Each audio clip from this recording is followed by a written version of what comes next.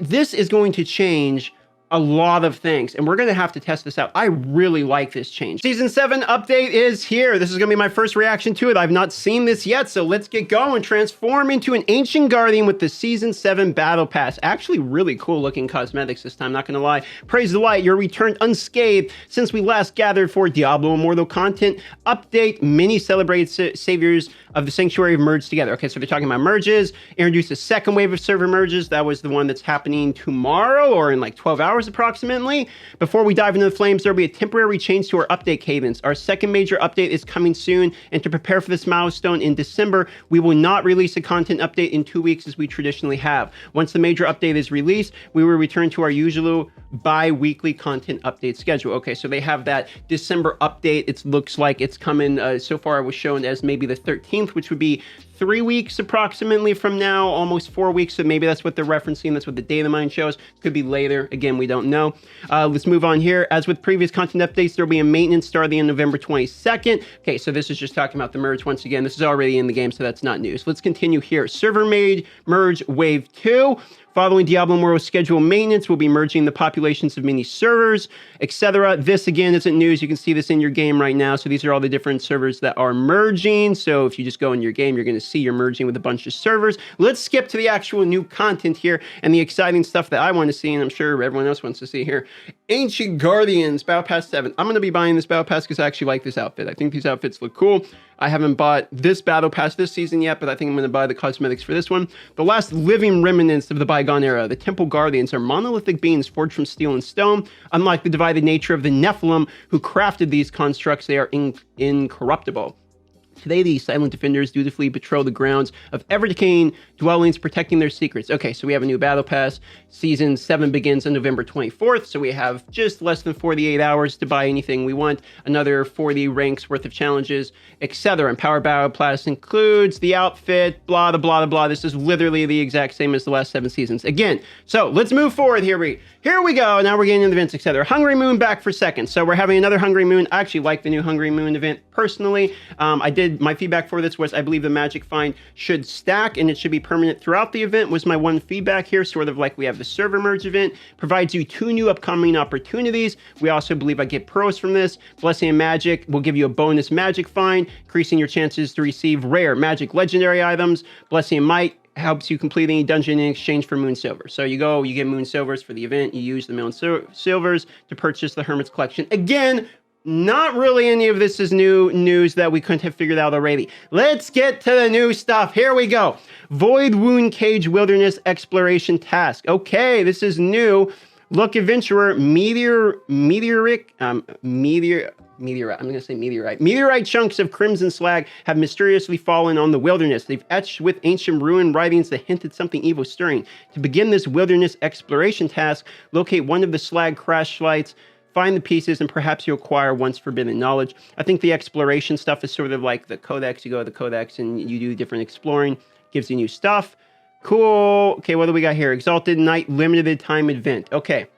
New limited time event. Limited time events are like the Fractured Plane, like the Echo of Immortal, etc. Those are what the limited time events. They're here, they're gone. So darkness clings to the fallen slag fiercely, and dyed moon paints the night sky in a threatening aura. A new evil stirs, but where will your investigation of it lead? Logging in December 8th to the 10th will unlock exploratory tasks that, if completed, will net you rewards to aid in your upcoming voyage to the settings of our next major update. Then on December 14th, you can continue the Combat Evil Blade first by completing additional tasks in exchange for helpful rewards. Okay, so this might actually be a good pointer to when the next major update is, because if this is going from the 8th to the 10th, and then on the 14th, something else happens. The data mine was showing on the 13th, potentially like the Blood Night and other things are arriving. You look at the moon, kind of looks like a blood moon to me. So let us continue. Maybe this actually means that on the 14th, we are actually receiving that update. That would be pretty dope. It could mean that on December 13th, we're getting the countdown for the next maintenance, which would then coincide with exactly on the 14th, and that timeline would make sense. So here we go. Shields of the Hearth limited time events. We got a second limited time event. Crashing into a soft bed of snow, you free your axe from a fallen Kazaa and rise to your feet, exhaling in and then out. Oh, exhaling. Oh, I cannot read today. Exhaling in and out, then begin to catch your breath, short-lived. Okay, so lore stuff. What actually is happening? Bitter winds carry the whispers of evil to every corner. Protect the world from its grasping fingers during the Shields of Hearth limited time event. From December 7th to the 21st, as you complete daily Shields of Hearth tasks, you'll receive various rewards for your heroics, ranking up the complete. Okay, so another one of these. Basically go out, do the exact same thing you were already going to do, kill a bunch of monsters, get a couple gems, maybe you'll get a pearl, etc. So far, these are limited time events. Let's continue with the bug fixes here. New round of bug fixes. We're going to go ahead and open up that, and we'll look at that then in a second. Feature updates. Here we go. Okay, so now we get into the stuff where I'm actually excited. Okay, so we had some kind of, log in and get some bonus type of stuff. But now we actually have, I love it. This is my favorite part. This is my absolute favorite types of updates they do in the game is when we get new legendary items. New legendary items for me mix up the builds, makes them more exciting, new things to farm, makes all the classes more enjoyable. The batch of legendary items provides an opportunity to further discover new combinations between a few specifically targeted skills from each class. Love that. Such as the Hammer of Ancients and Chain Spear on Meteor and Arcane Wind. We hope these new legendary items give ways to unique demon slaying strategies. Me too. While also completing current builds you may have been tinkering with. The community has surprised us with the past builds they've dreamt up, and we cannot wait to see what players think into existence next. All right, so Barbarian. Let's take a look at these. Barbarian. Lone Castle Show. There's chance to block projectiles is increased by a percentage during Whirlwind. That's interesting, actually. Kind of like that. I wonder what counts as a projectile. If a laser beam from a wizard isn't a projectile. Well, Luring Club. Main hand. Hammer of the Ancients damage increased by X percentage against stunned enemies. Huh, so you stun them and then you do more damage. Okay. The Scales Underpants. The Chain Spear now shatters all armor, increasing damage enemies take by a percentage.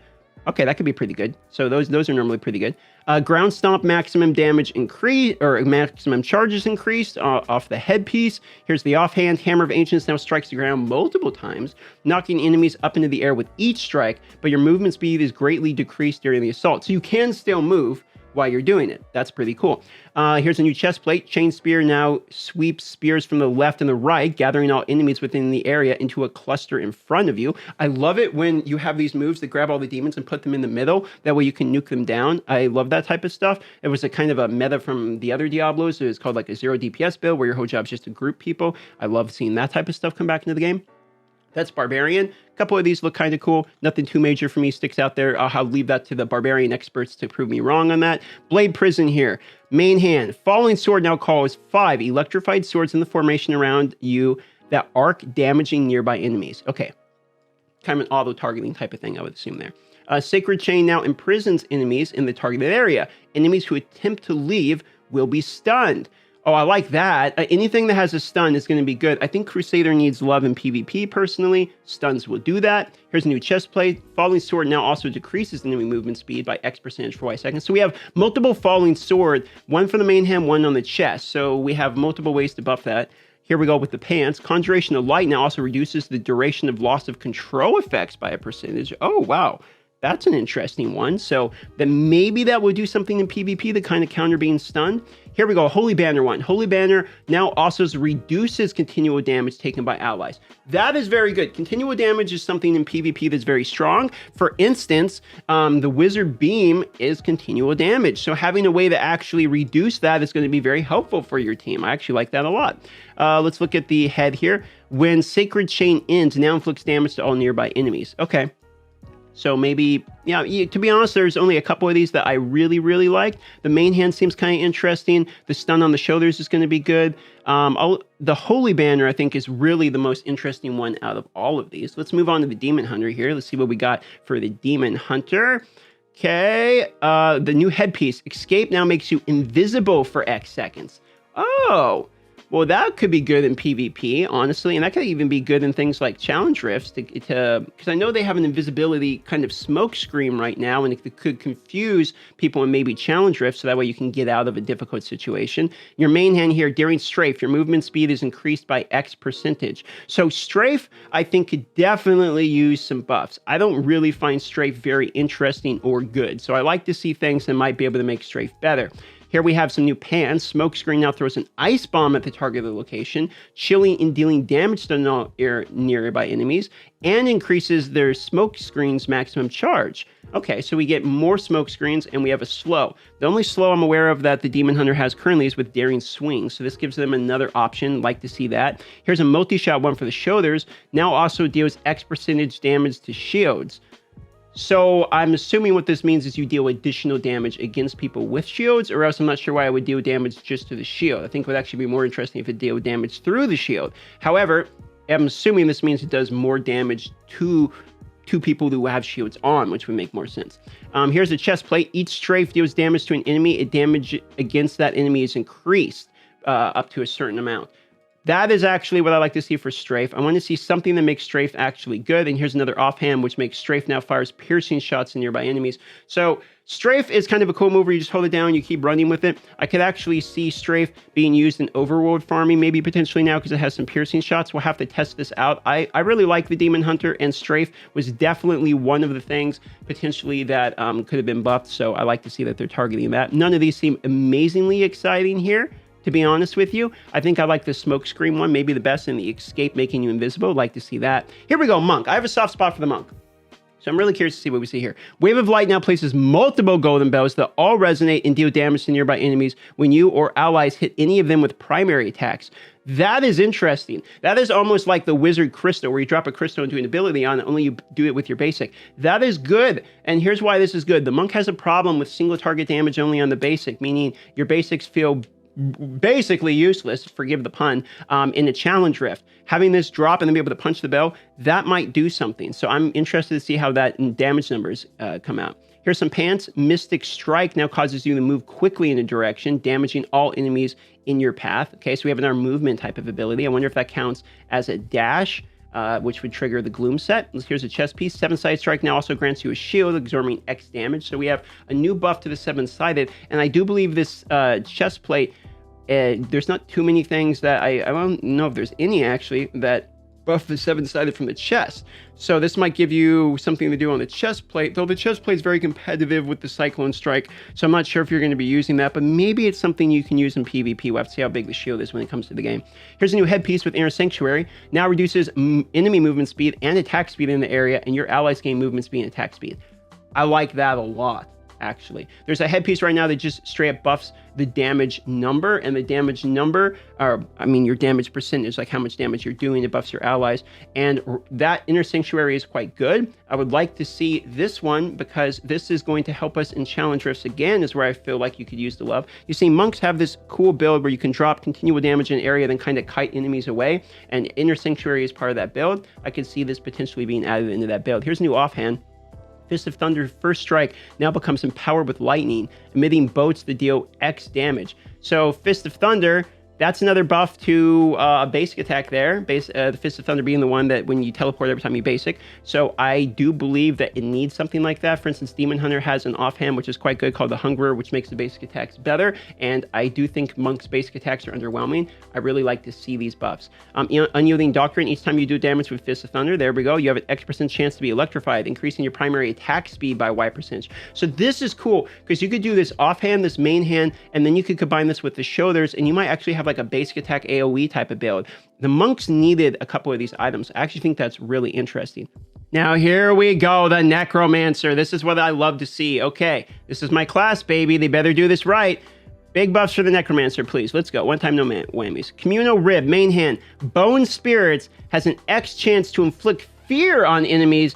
Wow, lasting Y seconds. Cannot fear the same target more than once every Z seconds. So Bone Spirit has an offhand that makes it this floating skull that's actually good in PvP. I have a video, which you're welcome to watch after this if you want, called Crazy Skull DPS, where I show how the skull can be used both in PvE and PvP. Very interesting that they're adding fear. I believe the Necromancer, I'm a Necromancer, I can tell you, we don't need more CC.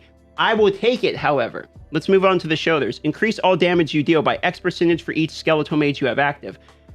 I love that, but it doesn't make any sense. The reason it doesn't make any sense is because the shoulders are the ones that allow you to stack multiple mages. So without that, this doesn't make as much sense for bursting. It still makes technically the same amount of sense in overall DPS because the Anointed Shoulders didn't decrease the cooldown of it. It just lets you stack more of them.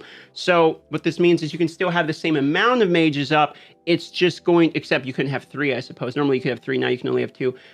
Except this doesn't really give you burst damage. It all depends about how much increased damage you have. My head's going through the numbers right now, and this one I'm going to have to see. I mean, this could be really good, or it could not be as good as it looks. We'll have to see about that. It might be better overall damage, but less burst. Here, let's look at the Gilded Nightmare Pants. If a target is killed within X seconds of being struck by Grim Scythe, it will inflict Y damage to all nearby enemies and cause them to flee in fear. Again, another fear. However, this is going to be a PvE fear, because we're not really going to be Grim Scything down people in PvP, and especially when you don't want effects that when you kill somebody in PvP, then something happens, because no one tends to just jump up in groups. They're normally getting ran down by some guy with, a giant pair of wings, and what you want to do is either run away or try to nuke him, and he's running away from you. It's very, few times that it's this huge line of enemies, against each other. So this is more of a PvE thing. However, currently the pants that we have for Grim Scythe are ones that increase your overall damage, your overall percentage damage, which I actually do like. I would rather have the fear. And if you look at this, if the target's killed within X seconds, it will inflict Y damage to all other nearby enemies. So we get additional damage as well. I just did a build talking about Corpse Explosion, and Grim Scythe was in that build. There's a Grim Scythe helmet that we have now as well. So I'd like to see Grim Scythe maybe getting a little love here, because I don't think it's that good of a move. Personally, it's got a couple uses, but it's not that great of a move. So I do like actually seeing this, and the fear makes sense here because it doesn't really buff PvP fear, where this one, the Bow Spirit's having a chance to fear somebody, is actually ridiculous when you can just drop these new Bone Spirit skulls. This is maybe the most ridiculous thing I've seen in this patch so far. Let's move on to the head here. Bone Spikes now create pulsating bone spikes in a targeted location that continually damage enemies in the area. I love this, but I also don't like where they placed this. So on the head right now, we have something called Hideous Dawning, which does a 1 hit, and then that's continual damage. This is just a continual damage in an area, and if the numbers are similar, there's no reason for me to use one that's continually damaging an area when I can do instant continual damage that will bleed somebody over time. So the only way this is really going to be that effective is if somebody's coming towards me and I'm running away from them in challenge rifts and I'm dropping this behind me almost like a trap, then it would make sense. It could also maybe be good in PvP for zoning. So if you're in the hallway before they get to, like the statues and people are trying to get out of that respawn point, you can maybe drop these and have these pulsating bone spikes and then drop a bone wall to block it, then another bone spike, and you could really have some zoning potential. I could see that coming. Let's continue with the offhand. Corpse Lance. Okay, so we got more corpse stuff here. I was going to say Corpse Explosion, Corpse Lance could probably use some love. Now, this one I think might be what needs the love the most. Now consumes nearby corpses to form a Lance Storm at the targeted area. Whoa, what? Oh my god, that looks awesome. Lance Storm? The power of the storm is increased by the number of consumed corpses. Love that. So hopefully Corpse Lamps actually does something. Okay, that right there, that is the coolest part of the update for me, personally. That looks pretty cool. Okay, so here we have the Soot Strider. Bone Armor now deals continual damage to targeted enemies and produces corpses once the effect ends. Wow.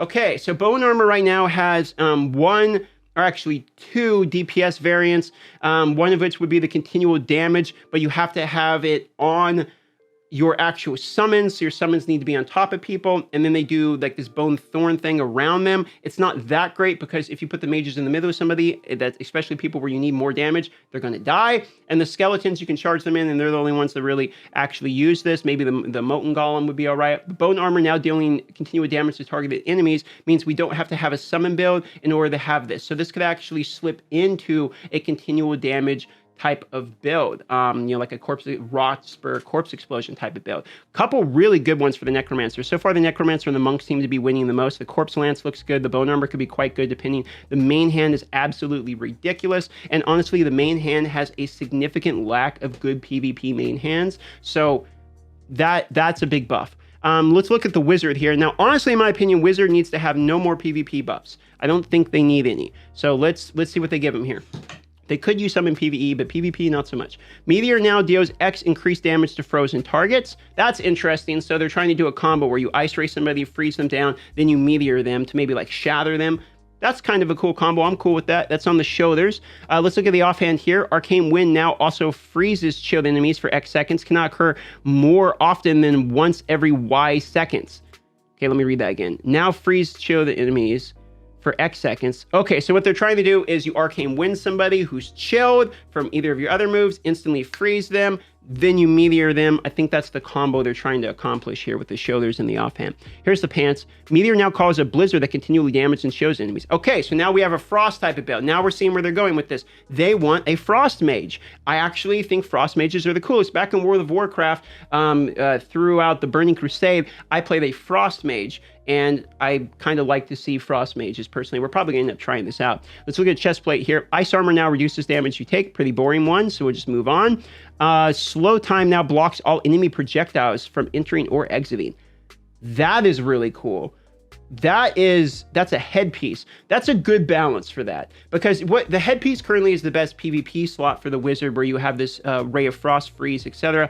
What this does is makes it where you have to pick if you want an aggressive or a defensive type of PvP build. I could see slow time being quite good in PvP, but it's not a huge buff because you have to remove a really top tier PvP skill in order to get that. Also could be good in challenge rifts. I think that's a smart positioning of that ability. Here's a main hand. Arcane Torrent now launches missiles ahead of you and can be channeled while moving. Anything that's channeled while moving, I'm going to like. Arcane Torrent, no one uses. Love to see some kind of addition on that. Here we go with some other additions. A stash chest and armory have been added to the courtyard to provide additional ease. Okay, so they're just making it easier within the warband. Dungeons and Wilderness. We have adjusted the experience efficiency of several areas in the Asteroid Cemetery and the Zavian zones to create parity across all zones. So I think this might be a buff, honestly. I would have to go test these experience numbers. I'll probably do that before the server goes over. If someone knows this, I'll ask the data miner, but if someone knows this off the top of your head, are those areas in particular giving more or less experience? Are they putting that in line with what it should be, or are they dropping or are they buffing this, I should say, to make it where it should be? Which way is it going there? Here's some family bonus attributes. We've improved the mechanics beyond the family bonus attributes. Now stacking the same family bonus attribute across multiple pieces of gear will result in its internal cooldown being lowered.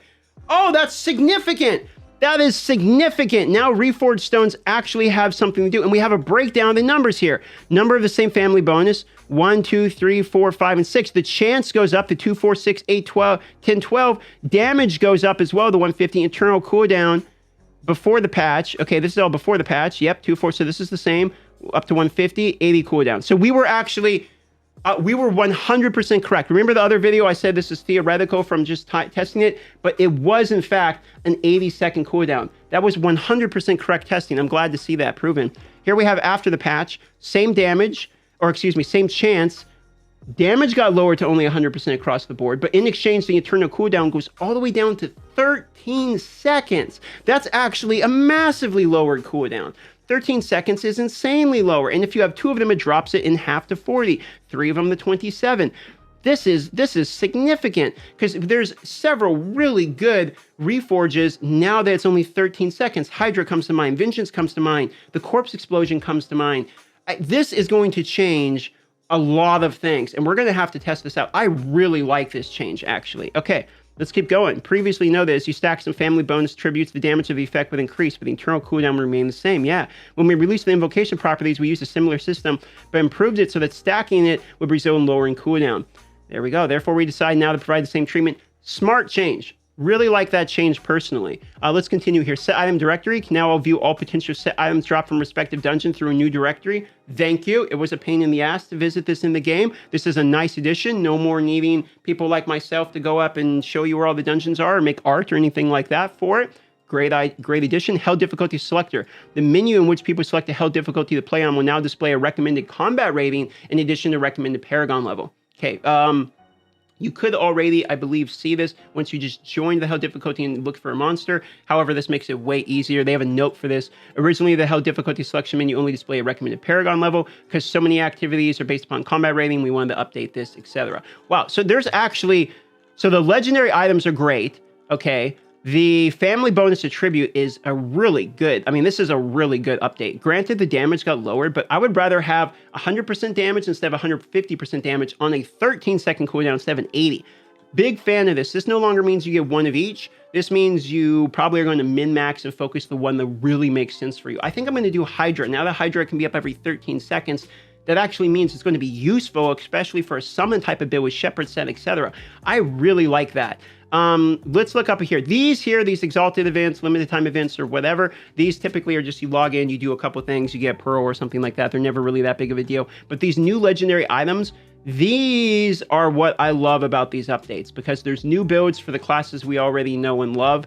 Let me know what you think about this update. For me, the biggest win out of the update is going to be the update to the family attribute bonus.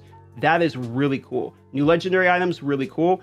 Necromancer and Monk, in my opinion, got the biggest buff out of all of these. Necromancer definitely did not need that fear on the bone spirit. The Wizard had some kind of smart additions. It feels like they moving more to like a Blizzard type of build. They actually had some smart changes in the Wizard one. I'm kind of curious about this Barbarian one personally. I don't know Barbarian well enough. I spent the least time on this class, so people read through this. Let me know in the comments down below what you think about this Barbarian and Crusader change. The Demon Hunter one seemed a little lackluster to me personally. They're really focusing down on Strafe, and I guess I just don't know whether or not I believe Strafe is actually going to be a good ability even with these changes. But the rest of these changes, again, this is a minor update. This isn't one of their major updates, and it's looking like the timeline for the next major update is actually coming right when the Daily Miner shows it. If you want to see that video where we talk about what could potentially come on December 13th, I'll put that video right up here. Feel free to click that one to see exactly what we can expect for the next update. All in all, I rather like this update. Let me know what you think. Love you all. See you on the next video.